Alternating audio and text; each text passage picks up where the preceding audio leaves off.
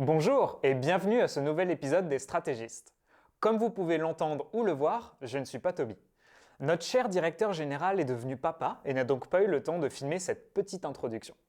Mais ne vous inquiétez pas, c'est lui qui animera le podcast. Aujourd'hui, on reçoit Corentin Mirande, Country Manager Canada chez SEMJ. Il est de plus en plus essentiel pour tout type d'entreprise d'investir temps et argent dans son SEO. Corentin nous explique les nouveautés dans l'algorithme des moteurs de recherche, en plus de donner une tonne d'astuces pour bien se positionner sur Google, Bing et les autres moteurs de recherche. Sur ce, n'oubliez pas de vous abonner à nos différents réseaux pour rester au courant de nos nouvelles publications. Allez, je vous quitte. Bon podcast!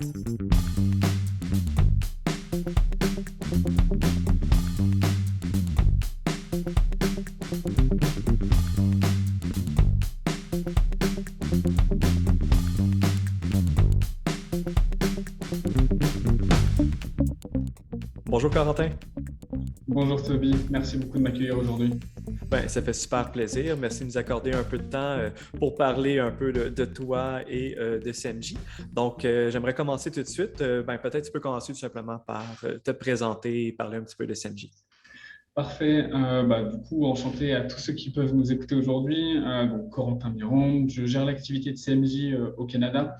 Pour me présenter moi personnellement, avant de parler de la compagnie, donc moi j'ai toujours travaillé dans le web. J'ai fait des petits calculs pour préparer ce podcast et ça m'a fait un petit peu mal parce que je me suis rendu compte que j'avais travaillé sur plus de 1000 sites différents, ce qui fait que je commence un peu à avoir de l'expérience, un peu les cheveux blancs, etc. Ça ne nous rajeunit pas. Exactement. C'est pour ça que ça m'a fait bizarre de faire ce calcul-là. Ce qui m'amène en fait à travailler sur différents sujets. J'ai une vraie spécialité sur les aspects SEO, forcément, contenu, puisque c'est un des leviers de performance majeur aujourd'hui. Et vraiment, ce que j'aime faire, moi, dans ma personnalité, ce qui me motive tous les jours, c'est tout ce qui va être lié à la profitabilité des investissements qu'on peut avoir en SEO et en contenu. Et donc, forcément lié à ça, le e-commerce est un monde qui m'attire particulièrement. Et donc, j'ai accompagné tout au long de ma carrière différentes grosses marques dont on pourra parler dans les différents exemples qu'on pourra prendre aujourd'hui.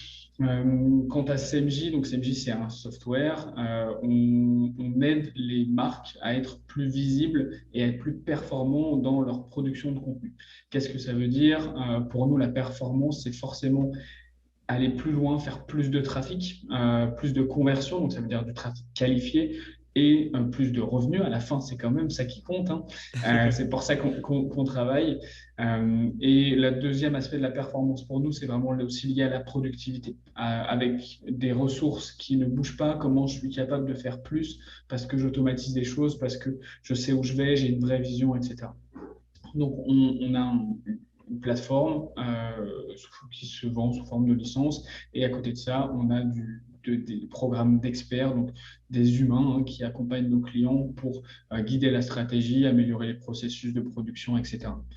Voilà ce qu'on fait. On est donc une entreprise française. Je suis français, comme vous l'entendez, et on a un bureau à Amsterdam.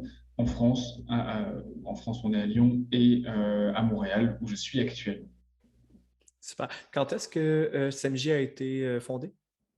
On a été fondé en 2012, donc on n'est pas si jeune que ça. On a eu une première activité de service SEO, de faire de la stratégie.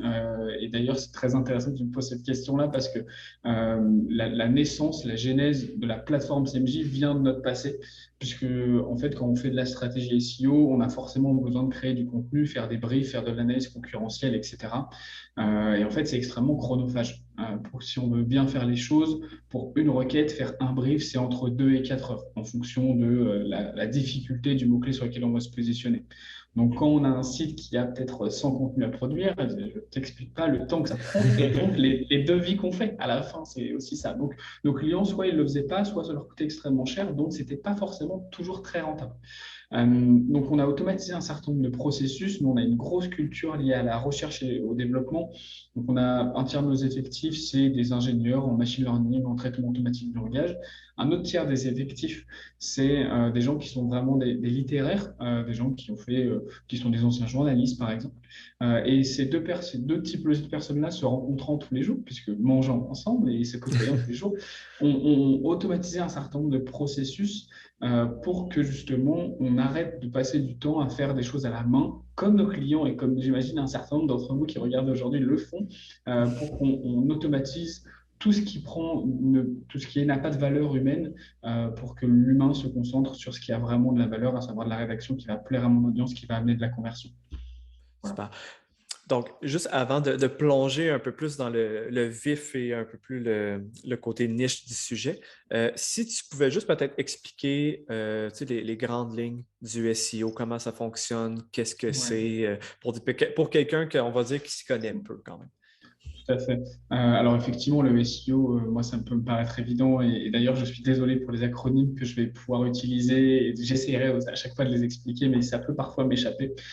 C'est néanmoins un sujet qui est assez complexe et qui est extrêmement mouvant. Ça bouge tous les jours. Il faut savoir que l'algorithme de Google évolue tous les jours. L'année dernière, on a mesuré plus de 1000 mises à jour dans son algorithme. Donc forcément, c'est très, très mouvant. Ça Donc, bouge. pour faire simple, comment ça fonctionne? En fait, le SEO, on peut le classifier en trois grandes parties, trois grands leviers, trois piliers. On peut entendre un peu ces différents termes. On va avoir tout ce qui est lié à la technique, en fait, au développement même du site. Donc, c'est du code, hein. C'est répondre aux bonnes pratiques de Google, avoir un site qui est propre et bien développé, auquel Google va avoir de la facilité à le lire. Ça va être des sujets très techniques comme l'hébergement, comme un peu la performance, même si la performance, on pourra en reparler, c'est un gros sujet en SEO qui est en fait pas tellement un sujet SEO, mais plus un sujet UX. Expérience utilisateur, je commence déjà avec les abréviations. Donc ça, c'est la base, en fait. C'est un peu comme quand on construit un immeuble. Si on a des fondations qui sont pas stables, on construira jamais un gratte-ciel. Mais c'est pas ça qui va nous amener vraiment de la performance. Et quand je parlais de profitabilité des investissements, souvent, c'est des choses qui peuvent coûter très cher. Donc, il faut simplement faire ce qu'il faut pour plaire à Google et au moins aussi bien que ses concurrents. On n'aura jamais un site parfait et ça ne nous intéresse d'ailleurs pas. La perfection SEO, c'est juste être meilleur que ses concurrents. Donc ça, c'est le premier point. Deuxième point, ça va être tous les enjeux liés à la popularité du site. Alors là, on peut entendre plein de choses là-dessus. C'est quand on entend parler de netlinking, de stratégie de popularité, d'autorité, etc. Tout ça, ça revient à peu près à la même chose. C'est est-ce que Google considère que mon site fait autorité dans son domaine? Et simplement, moi, alors, je l'utilise beaucoup. Bon, pour ceux qui me connaissent, vous avez déjà entendu cette expression-là, mais je compare ça souvent à une élection. C'est-à-dire que plus vous avez de votes, de liens, d'autres sites qui votent pour vous, qui vous font un lien, plus vous allez être élu, à savoir dans les premières positions de Google. Donc et tous les liens ne se valent pas. C'est-à-dire que si j'ai un lien qui provient de lapresse.ca, ça a plus de pouvoir que si c'est un lien qui provient de corentinmirande.ca, puisque ça n'existe pas déjà, mais voilà, c'est un tout petit site. Donc voilà comment ça fonctionne. Et le dernier, qui est vraiment notre sujet de nous, c'est le contenu, c'est-à-dire d'avoir un contenu qui va, se positionner sur les bonnes requêtes, avec les bonnes intentions de recherche. Je vais pouvoir développer tout ça. Et ensuite, qui est légitime, sur lesquels Google va comprendre qu'on va apporter de la valeur à notre audience, en l'occurrence les internautes qui recherchent sur Google.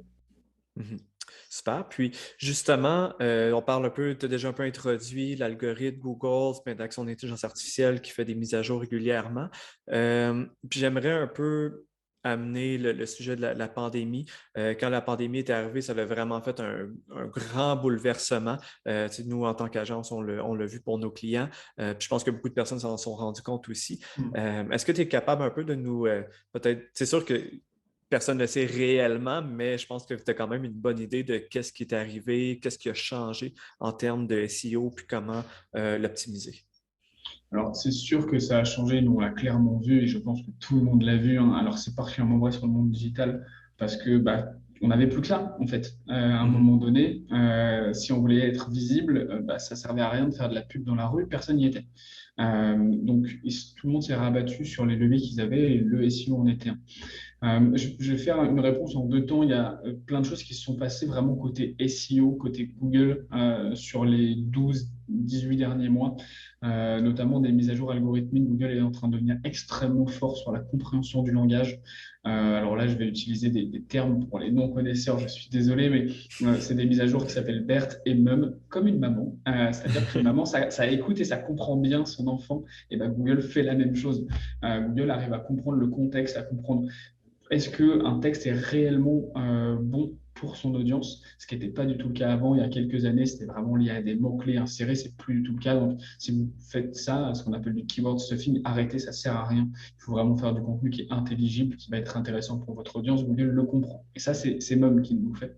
C'était BERT avant, c'est une évolution. Il y a aussi des choses qui, là, pour le coup, c'est algorithmique, mais lié à la pandémie. Il y a eu beaucoup de choses qui sont faites sur les sites qu'ils appellent Your Money, Your Life, les sites qui vont toucher à la vie des gens, en fait, et notamment sur tout le domaine de la santé. Il y a eu beaucoup de choses, on a vu beaucoup de choses fausses, vraies, moitié fausses, on ne savait pas concernant la pandémie, concernant les vaccins, etc. Et Google a mis en place des choses pour essayer de contrer ce phénomène de fake news. Et donc, notamment, a voulu être beaucoup plus rigoureux sur tout ce qui est lié à la santé. Et donc, ils ont mis en place ce qu'on appelle un Medic Update. Donc, si vous avez des sites qui sont liés à la santé, et la santé, c'est large, hein, ça peut être du sport, ça peut être de la parapharmacie, ça peut être plein de choses. Vous devez absolument avoir des articles, des sites qui sont sécurisés, qui sont sourcés, c'est-à-dire mettre d'où sort l'information que vous donnez, voilà, plein de choses comme ça pour être vraiment expert de votre sujet, pour que Google se dise, OK, lui, je lui fais confiance et il n'est pas en train de dire n'importe quoi. Et ça, du coup, c'est une corrélation assez forte, moi, que je trouve par rapport à la pandémie. Et après, directement par rapport à la pandémie, il y a le comportement des marchés qui a beaucoup évolué, comme je le disais. On a beaucoup de clients qui sont des retailers, des distributeurs qui ont des magasins physiques, et la majorité de leur chiffre d'affaires, historiquement, c'est les magasins physiques. Ils avaient un site e-commerce, mais qui faisait peut-être 10, 20, 30% de leur chiffre d'affaires total. Du jour au lendemain, c'est passé à 100%, les magasins étant fermés. Donc forcément, ça fait une prise de conscience et du coup des projets qui ont avancé aussi beaucoup plus vite de ce côté-là. Mais on a aussi tous les gens qui ne faisaient pas forcément de SEO, d'acquisition de manière générale. Je pense à des domaines comme l'industrie, à des domaines comme l'interaffaire, le B2B, où là, on va avoir des gens qui faisaient beaucoup d'acquisitions par les salons professionnels, par exemple. Pareil, du jour au lendemain, ça n'existait plus, sauf que ils avaient des budgets liés à ça, et parfois des très gros budgets. Donc, en l'occurrence, ils ont pu basculer ça sur des levées d'acquisition. Sauf que ça demande, c'est des gens qui ne sont pas forcément matures, qui n'ont pas les compétences en interne pour gérer ça. Donc, nous, ça nous a demandé un peu de changer notre manière de travailler. Et je pense que l'ensemble du marché, l'ensemble des experts, et je pense que toi aussi, Toby, tu l'as vécu, a dû travailler un peu différemment, être beaucoup plus dans l'explication de pourquoi on fait ça, alors qu'avec des clients historiques, on y va beaucoup plus à marche forcée parce que tout le monde comprend ce qu'on est en train de faire. Donc, je dirais deux aspects. Il y a eu beaucoup de choses algorithmiques qui se sont passées. Google réagit très différemment de ce qui se passait il y a 1 ou 2 ans. Et ensuite, il y a un aspect marché. La culture est en train d'évoluer. Et même maintenant, où on est en train de sortir, et je touche du bois parce que j'espère que ça sera bientôt fini, c'est en train de rester, je pense, et ça va beaucoup bouger. Ce qui veut dire que pour les acteurs historiques, la concurrence est en train d'être de plus en plus difficile. Mais tant mieux, c'est ça. Tout à fait. Puis aussi, il y avait eu une mise à jour quand même assez importante au mois de juin dernier qui était surtout impliquée par rapport à la vitesse des sites et tout ça. Est-ce que tu es capable un peu de nous en parler? Parce que je sais que ça avait fait quand même beaucoup d'impact pour des sites des fois qui étaient un peu plus vieux, qui avaient des fois beaucoup de contenu, mais qui parfois étaient un petit peu plus vieux, donc ça les a affectés beaucoup. Tout à fait. Alors, cette mise à jour que Google appelle Core Web Vitals, signaux web essentiels en bon français, est une mise à jour qui va vraiment dans le sens de l'utilisateur, dans le sens de, OK, Google veut montrer des choses qui seront intéressantes et sur lesquelles l'utilisateur va passer du bon temps. Effectivement, on avait pas mal de sites un peu vieux qui se positionnaient parce que historiquement, c'était des sites qui étaient très bien faits pour le SEO, mais par contre, c'était une expérience qui était mauvaise. Donc ça, Google est très clairement en train d'évoluer là-dessus et cette mise à jour-là va dans ce sens-là. C'est-à-dire que notamment sur un sujet dont on parle énormément, c'est vraiment un sujet, c'est quasiment une religion pour certains, le sujet de la performance mobile, qui était jusque-là mesuré vraiment d'un point de vue technique, en combien de temps un pixel s'affiche sur un site web, ce qui d'un point de vue humain n'a strictement aucun sens, parce que nous, le pixel, on s'en moque. Nous, ce qui nous intéresse, c'est est-ce que je suis capable de naviguer, d'interagir sur ce site, etc. Et Google est allé dans ce sens-là. Donc, notamment, les signaux web essentiels, ça va être l'interactivité du site. Quand est-ce que je suis capable de cliquer sur un bouton sur ce site pour qu'il me serve à quelque chose, en fait? Quand est-ce que j'ai une visibilité totale sur l'ensemble du, euh, du site web et du coup, je peux lire mon article, par exemple, quand on est sur un site de presse. Toujours dans le domaine de la presse, par exemple, c'est Google pénalise, ou en tout cas ne favorise pas des sites qui vont être, moi, ce que j'appelle l'effet sapin de Noël. On l'a tous vécu quand on est sur un site de presse et qu'on est en train de lire un article et d'un coup, ce qu'on était en train de lire est passé sous la ligne de Ouais. flottaison parce qu'on a une pub qui s'est affichée. Donc ça, d'un point de vue utilisateur, l'expérience elle est très mauvaise. Mais en même temps, les médias, il faut bien qu'ils se rémunèrent. Donc là, en l'occurrence, Google, ça n'apprécie pas et ça fait partie des recommandations des sites web essentiels. Donc concrètement, faites des sites qui sont adaptés, qui vont plaire à votre audience, qui vont apporter une bonne expérience à l'utilisateur.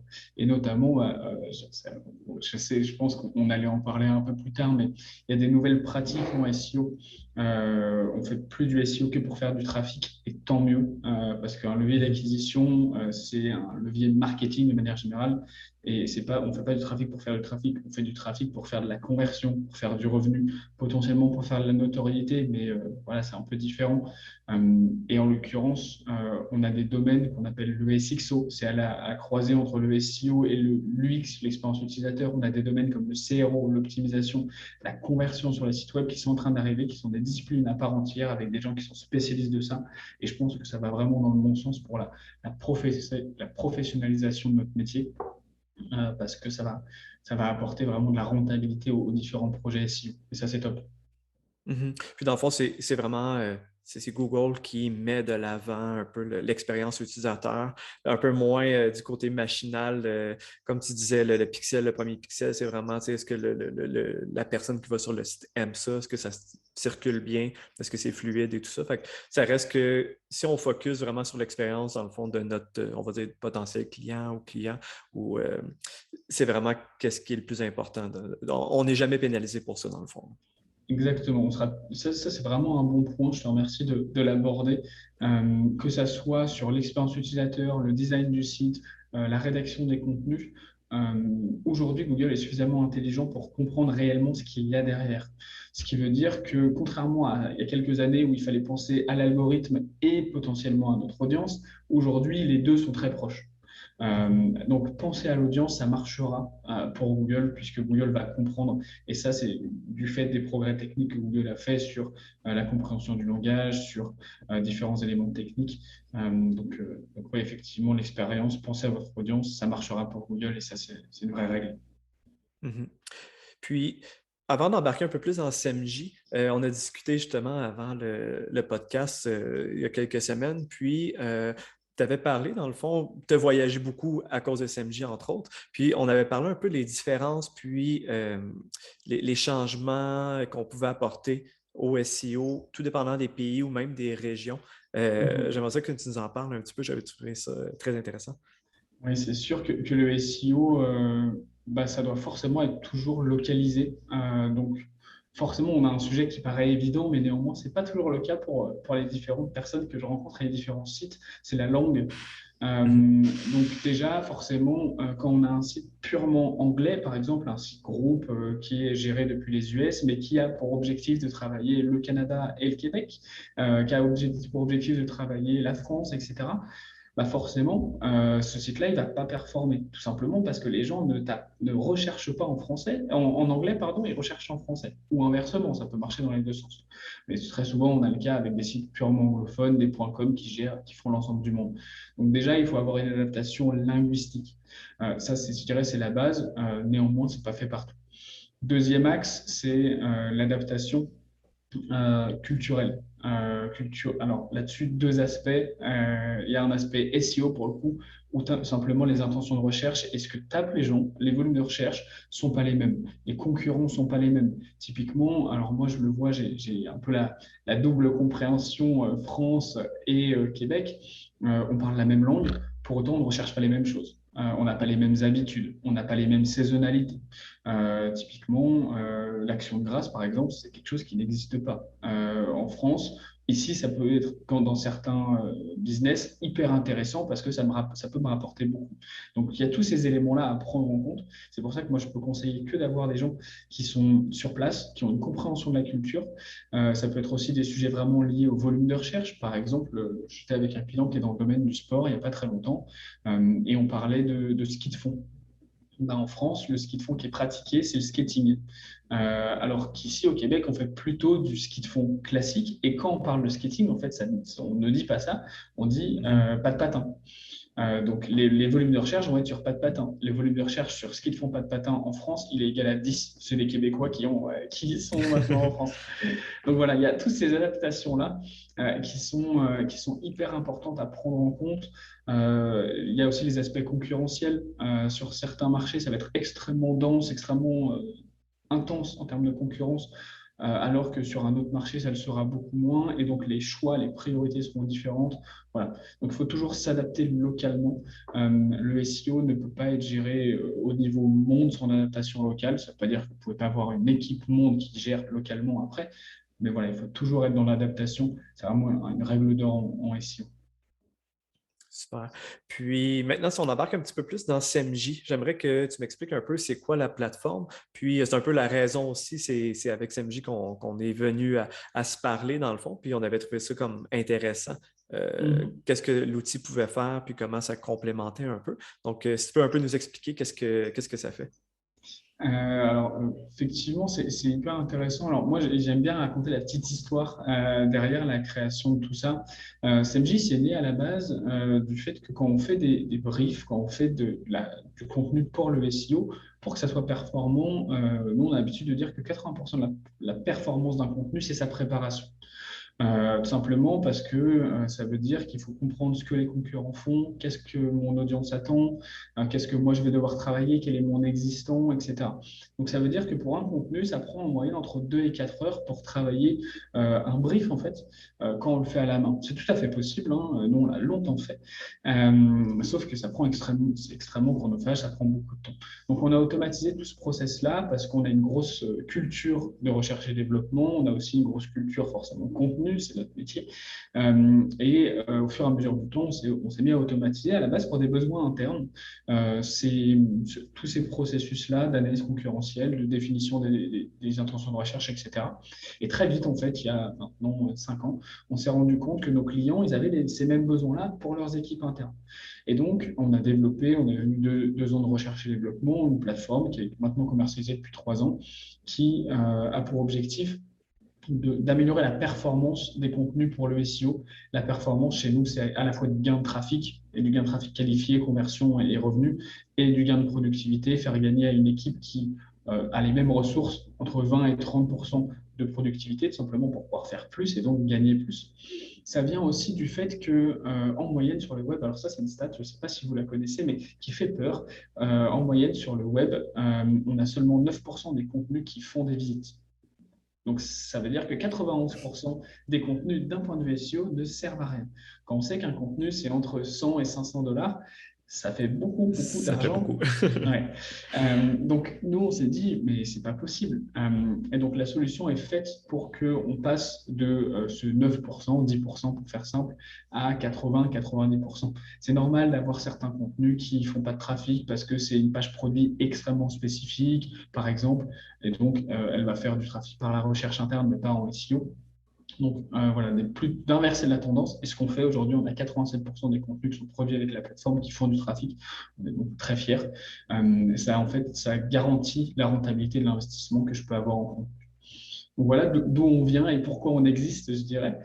Et donc ce qu'on fait par rapport à ça, on est une plateforme, on est une plateforme SaaS d'intelligence artificielle qui va permettre d'identifier ce sur quoi vous avez besoin de travailler. Les sites, ils ont un existant, dans 95% des cas, ils ont du contenu qui a été produit, ils font déjà du trafic, etc. Sauf que quand on a un site qui est relativement volumineux, qui a 1000, 10 000, parfois 1 million de pages, et qu'on se dit, OK, je vais retravailler mon existant, on ne sait pas par quoi commencer. Et c'est normal parce que c'est extrêmement compliqué à faire avec la donnée analytics, Search Console, etc. Donc, nous, on a développé un algorithme qui permet, en fonction de l'indicateur qu'on souhaite mettre en avant. Ça peut être du trafic, des clics, ça peut être des conversions, du revenu, voilà, différents indicateurs comme ça. Qu'est-ce qui est prioritaire? Donc, ça permet de savoir par quoi commencer et donc d'arrêter de se poser des questions qui peuvent parfois être existentielles. Ensuite, on va avoir tout l'aspect planification. Donc, dans la plateforme, vous avez un peu comme vous pouvez avoir dans Asana, Trello, Monday, etc., un outil pour savoir à qui est assignée cette tâche, pour quand, avec des workflows de production, etc. Ensuite, une fois que tout cet amont-là est préparé, il y a qu'est-ce que je dois faire. Donc, sur chaque contenu, vous allez avoir un brief. Ce brief va vous permettre de dire qu'est-ce que Google et mon audience, puisque j'ai dit tout à l'heure que ça se rapprochait, attend. Donc, là, on ne travaille pas sous forme de mots-clés, mais vraiment d'univers sémantique à travailler. Qu'est-ce qu'attend mon audience? Et une fois que vous avez fait tout ça, bah, ça vous a coûté de l'argent, hein, les salaires de votre équipe ou la facture de votre freelance. Ça vous a coûté aussi la licence, MJ, on ne va pas se mentir. Donc, il faut que ça ait une rentabilité. Sauf que depuis les outils Google, c'est extrêmement compliqué. Je vous mets au défi d'essayer de le faire. Ça va être très très long et vous le ferez peut-être une fois, pas deux. C'est horrible. Moi, je l'ai fait plein de fois, c'est horrible. Donc, on a toute une partie de la plateforme qui est vraiment liée au fait de monitorer la performance. Et ça, à la fois au global, sur moi, ce que j'appelle des campagnes de contenu. J'aime bien ce terme de campagne parce qu'il induit une notion de rentabilité. Quand on fait une campagne de pub, on veut savoir ce que ça me rapporte. Quand on fait une campagne SEM, on veut savoir ce que ça rapporte. Quand on fait une campagne de contenu, c'est pareil. En tout cas, ça doit être pareil selon moi. Donc, ça va vous permettre de dire, OK, bah, j'ai produit 20 contenus, qu'est-ce que ça me rapporte? Toujours en fonction d'indicateurs qu'on souhaite mesurer, mais aussi de comprendre d'où ça vient. Parfois, on a quelques contenus, 1, 2, 3 pages, qui font 80% de ma performance. Donc, il faut savoir le mesurer et savoir aussi les suivre, parce que du coup, on n'a pas le droit à l'erreur sur ces pages-là, mais ça peut permettre aussi de détecter des opportunités. On a certaines pages qui vont être flat pendant un petit moment, et donc on a peut-être intérêt à le retravailler ou à refaire des liens dessus, etc. En tout cas, d'avoir cette visibilité-là pour analyser et adapter, c'est vraiment une règle d'or en SEO, et donc le fait d'avoir la donnée disponible est hyper importante. Voilà ce qu'on fait. Et donc ça, c'est vraiment la plateforme, et parce qu'on souhaite vraiment se positionner en tant qu'accompagnant. On aime prendre par la main nos clients aussi pour amener de la performance. On a des programmes de Customer Success qui vont amener du conseil à la fois sur l'utilisation de la plateforme, mais aussi sur les choix par rapport à l'environnement concurrentiel, etc. Voilà. On ne laisse jamais nos clients dans la nature. On n'est pas qu'un outil, on est vraiment une solution pour la performance des contenus SEO. Excellent. Puis, on discutait aussi qu'il y avait quelque chose de nouveau qui arrivait chez CMJ. Alors oui, pour moi, c'est bientôt Noël. Et en plus, ça devrait être livré à peu près au moment de Noël. Et ça fait le lien avec la question dont tu parlais tout à l'heure, qu'est-ce qui change dernièrement? L'intelligence artificielle change le marché complètement. Et il y a notamment quelque chose qui est extrêmement important, qui a beaucoup fait le buzz. On en voit beaucoup passer sur LinkedIn, qui est GPT-3. GPT-3, c'est une technologie qui permet de faire l'automatisation de génération de contenu. C'est extrêmement puissant. Et donc, nous, on a intégré dans la plateforme une brique de GPT-3 qui va permettre à nos clients en cliquant sur un bouton, j'ai auto-généré du contenu. Et j'ai fait les tests encore ce matin. Il n'est pas très tard au moment où on enregistre le podcast, mais ce matin, j'étais encore en train de tester parce que je trouve ça vraiment hallucinant. C'est vraiment waouh à chaque fois. On écrit un contenu. Automatiquement, en un clic, ça prend 3 secondes. Et ensuite, on a simplement, alors c'est néanmoins hyper important, mais on a simplement à l'adapter pour le faire coller à notre image de marque, le faire coller à ce qu'on veut mettre en avant, etc. Mais on a notre base, un peu comme si on avait un contenu livré par un freelance ou une plateforme de rédaction. Et moi, ce qui me fait un peu mal, c'est que ça écrit mieux que moi. Donc, je me dis que j'aurais des progrès à faire, mais sincèrement, c'est vraiment le futur. Nos clients vont gagner énormément de temps. Et en plus de ça, ça va permettre d'accélérer, d'aussi donner accès à des gens qui ne sont pas des énormes structures, qui n'ont pas des équipes avec 15 personnes dédiées au digital, d'accéder à ces leviers de performance qui sont nouveaux. Donc je pense que ça va beaucoup changer le marché aussi. C'est ça. Ça existait déjà, mais principalement en anglais. Là, la grosse différence, c'est que c'est disponible en français, c'est ça? C'est ça. Alors, c'est des technologies qui sont américaines, donc basées en anglais. Donc là, pour le coup, il y avait déjà des outils qui ne font que ça, qui font vraiment que de l'écriture. Nous, notre force, c'est qu'on l'adapte aux attentes de l'audience et aux attentes SEO qui sont liées à ça. Donc, on écrit des contenus qui sont de base optimisés pour le SEO. Donc ça, c'est vraiment une force et on est les seuls à l'avoir. Et en plus de ça, effectivement, tu as raison, ces technologies américaines ne sont pas du tout francophones. Et ils sont, avec leur marché intérieur énorme, ça leur va très bien de rester comme ça. Nous, on est une entreprise française. On est aussi basé au Québec. Donc, en l'occurrence, on a développé ça en priorité pour le français. Et la complexité des langues latines, et le français est une langue extrêmement complexe, nous a demandé beaucoup de travail. Mais je félicite très sincèrement notre service recherche et développement parce que c'est un travail hallucinant. C'est vraiment, vraiment très, très beau ce qui sort. Et j'espère que vous pourrez tester au moment où le podcast sortira. Peut-être qu'on sera au moment où on sortira cette fonctionnalité. Là, on est en phase de test. C'est vraiment beau. C'est ça, puis on peut rassurer les rédacteurs, même si ça fait quand même une partie du texte, c'est plus le côté, je dirais, technique, si on veut, les bons mots-clés, les bons sujets, mais comme tu disais, il faut mettre la personnalité puis le branding de la marque quand même dans le texte, là. Tout à fait. Mais alors, de manière générale, je pense que le métier du rédacteur est un métier qui doit qui va évoluer dans les prochaines années. Enfin, moi, il y a quelques années, je le voyais, hein, les rédacteurs, les bons rédacteurs, c'était des rédacteurs qui tapaient le plus vite. Et j'ai déjà eu des échanges avec des rédacteurs qui me disaient, mais parce qu'à l'époque, ça se vendait comme ça, je suis capable de taper X mots à l'heure. Aujourd'hui, parce que l'intelligence artificielle ira toujours plus vite que nos petites mains.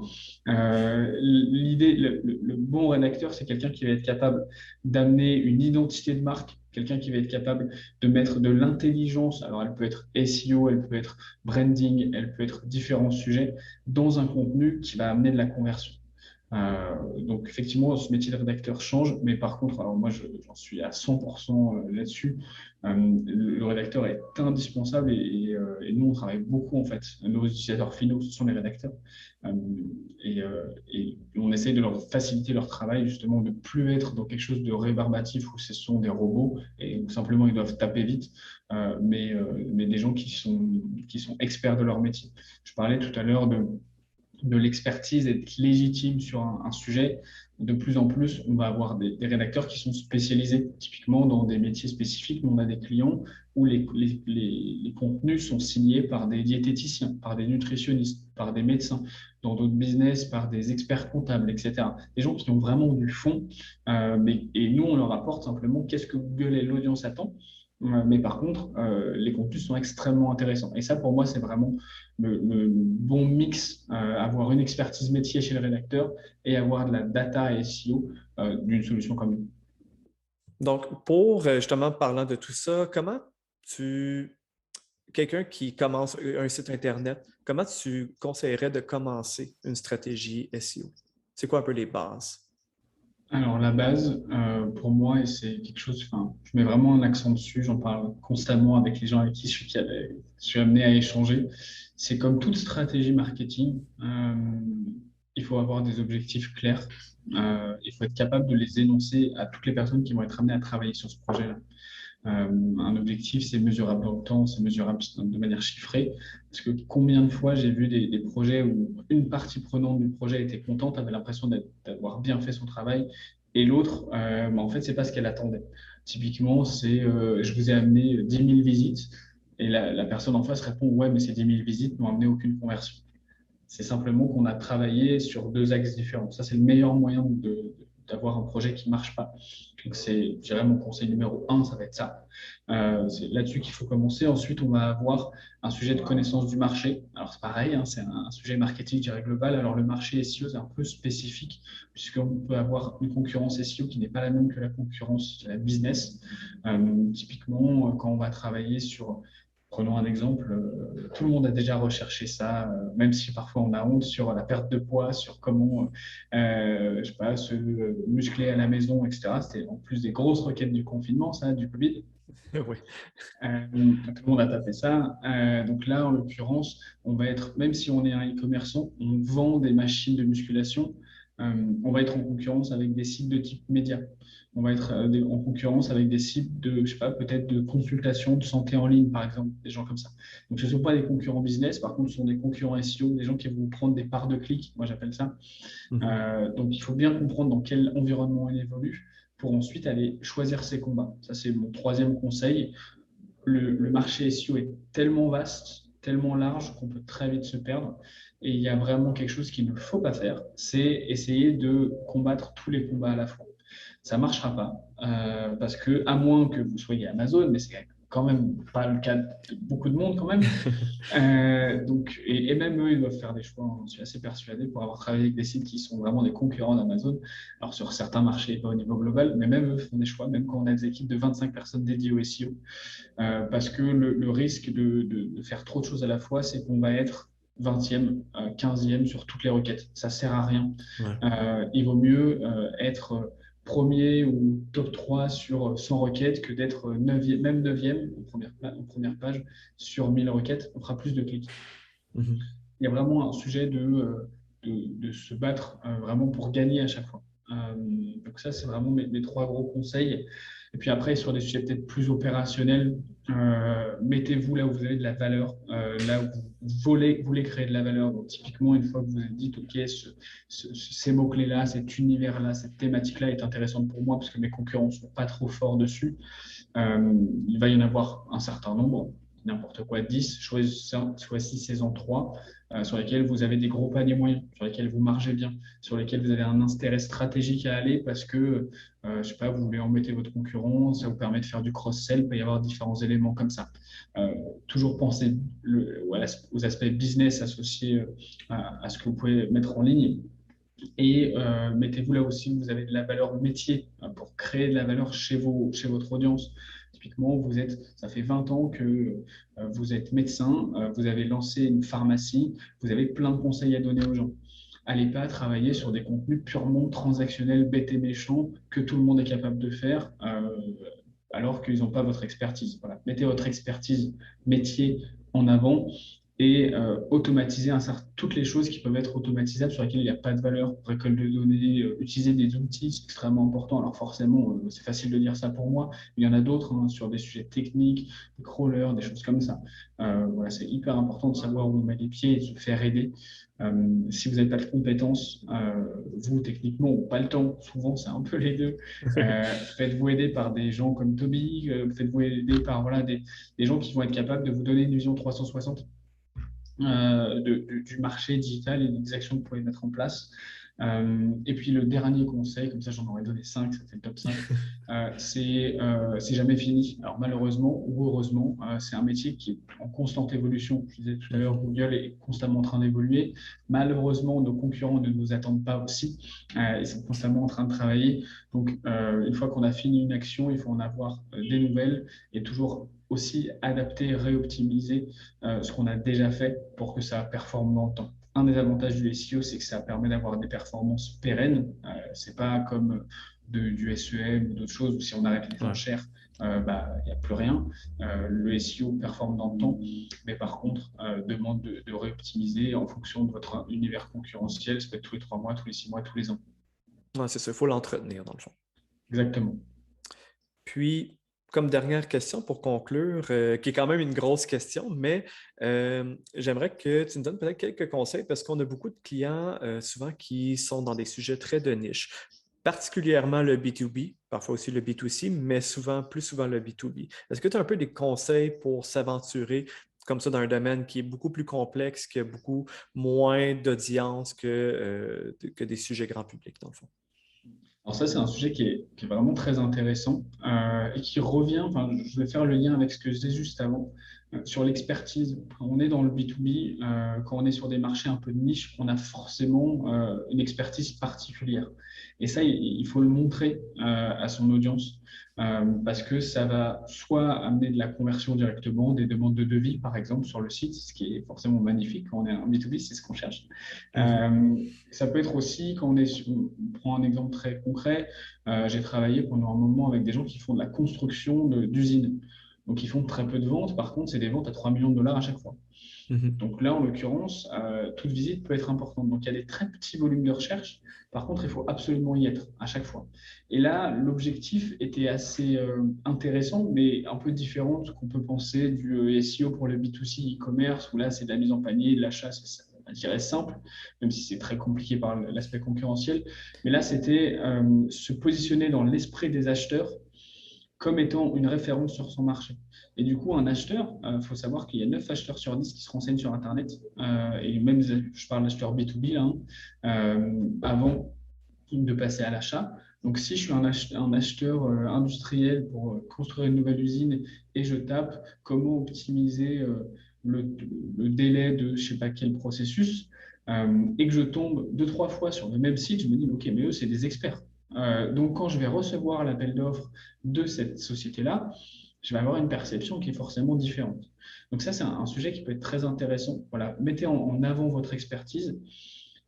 Et puis ensuite, je dirais, il y a un aspect comprendre son marché. C'est un peu le même conseil que je donnais tout à l'heure. C'est quand on est sur de la niche, parfois c'est vraiment les marchés les plus intéressants en SEO parce qu'il y a des volumes de recherche associés à ça, des univers concurrentiels qui sont assez faibles. Moi, je parle souvent d'un concept qui n'est pas du tout de moi, hein, qui est l'océan bleu. C'est un livre, d'ailleurs, si vous ne l'avez pas lu, tous les gens qui sont dans le marketing, je vous conseille vraiment de le lire. Je ne sais pas s'il existe en français, mais bref, c'est vraiment facile à lire. Donc là, le conseil, c'est d'aller chercher des univers sur lesquels vous n'avez pas une concurrence frontale trop compliquée.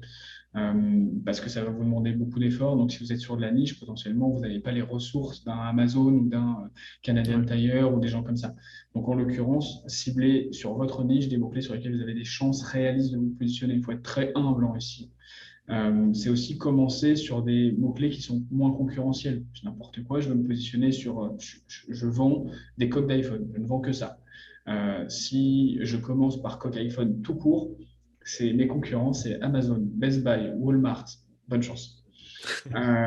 Donc là, en l'occurrence, on va plutôt aller travailler sur des requêtes, ce qu'on appelle long train, des requêtes secondaires, qui sont peut-être moins fortes, mais qui vont avoir des taux de conversion meilleurs. Par exemple, coque iPhone, modèle plus un style ou une couleur, etc. Et au fur et à mesure où je monte en trafic, je peux aller concurrencer de plus en plus des concurrents qui sont forts. Donc ça, c'est sur un exemple e-commerce. Sur un exemple B2B pur, c'est d'aller travailler des mots-clés et des questions que votre audience se pose. Donc, posez-vous toujours ça. Je suis un acheteur, je sais pas, je cherche à changer de cabinet d'expert comptable, par exemple, ou de comptable. Qu'est-ce que je me pose comme question? C'est quel régime fiscal pour mon entreprise? C'est est-ce que c'est mieux d'avoir, je suis une entreprise qui vient d'immigrer au Québec, est-ce que c'est mieux de travailler sous la forme d'une filiale, d'une succursale, qu'est-ce que l'enregistrement? Toutes ces questions-là que se pose un entrepreneur, par exemple, et qui vont amener du trafic sur mon site par rapport à ma cible, à mon persona. Donc ça, c'est vraiment mon conseil, c'est d'aller amener vos personas, donc de savoir les identifier déjà, par des choses qui vont les intéresser, d'apporter de la valeur, donc vraiment de répondre aux questions. C'est toujours je donne un peu pour recevoir. Et après, d'avoir des bonnes stratégies avec des bons CTA, des call to action, des boutons sur lesquels il va y avoir une belle mise en avant du fait de demander un devis, prendre de contact, faire une demande de démo, etc. Pour amener en fait un aspect transactionnel à du conseil. Voilà un peu ce que je voulais. Et puis après, peut-être dernier conseil, et je finirai là-dessus. J'ai beaucoup parlé d'adapter, mais il y a aussi un élément hyper important en SEO, c'est d'anticiper. Alors c'est parfois difficile parce que c'est dangereux parfois quand on anticipe, on se trompe. Mais c'est beaucoup plus simple de faire le marché que de le subir. C'est vrai dans tout, mais en SEO aussi. Et donc typiquement, je reprends mon exemple de coque iPhone. On a fait une stratégie il n'y a pas très longtemps pour un client. On sait que l'iPhone, c'est quoi? On en est au 13 là, va sortir. Le 14 sortira un jour. et ben, typiquement, on anticipe et on travaille notre légitimité sur cet univers-là. Donc, on va répondre à tout, alors que c'est un e-commerce, on va travailler sur quand sortent toutes les requêtes associées, quand sortira l'iPhone 14, quel sera le prix de l'iPhone 14, quelles seront les différences entre l'iPhone 13 et l'iPhone 14, etc. Pour que Google comprenne qu'on est légitime, on est expert sur le sujet de l'iPhone 14. Ce sera exactement la même chose avec des lois, par exemple. Je suis un cabinet de comptables et il y a une loi provinciale qui va sortir et qui va changer un peu le marché. On peut en parler et bizarrement, Google va comprendre qu'on est légitime et au moment où on va avoir quelque chose de plus transactionnel là-dessus, on va prendre des positions et du trafic beaucoup plus facilement. Donc, voilà, n'essayez de vous contenter pas de subir et de regarder ce que les meilleurs font, mais aller chercher aussi des opportunités, des océans bleus, comme je disais tout à l'heure. OK. Donc, dans le fond, c'est un peu être proactif, puis prendre des chances éduquées, disons, sur les prochains sujets ou les prochains changements qu'il va y avoir dans notre domaine, dans le fond. Tout à fait, exactement. Super. Donc, Corentin, merci encore une fois beaucoup pour ton temps. Merci à toi, merci pour l'invitation à Guarana. Super. On va mettre un lien aussi pour le site web de CMJ, puis pour les auditeurs audio, c'est quoi le site qu'on peut aller voir dans le fond, le logiciel? Donc www.cmj.com et le site est disponible dans les 2 langues, donc vous pouvez faire ce que vous voulez en fonction de ce que vous préférez. Excellent. Donc, on se dit à bientôt. Merci beaucoup, Toby, et merci pour votre écoute à tous. Les Stratégistes, un podcast de Guarana Marketing. Pour plus d'épisodes, suivez-nous sur YouTube, Spotify ou toute bonne plateforme de podcast. À bientôt!